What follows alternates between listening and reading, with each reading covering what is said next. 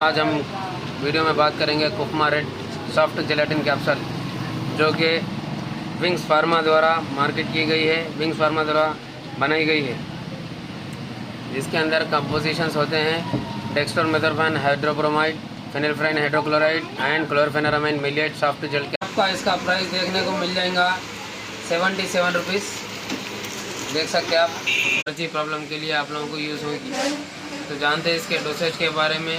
इसका डोसेज है खाना खाने के बाद आफ्टर मील, सुबह 1, दोपहर 1, शाम में 1, 3 टाइम खा सकते हैं और सूखी खांसी वगैरह के लिए ज़्यादा फ़ायदेमंद है। और ये गोली सॉफ्ट जेलेटिन कैप्सूल है 10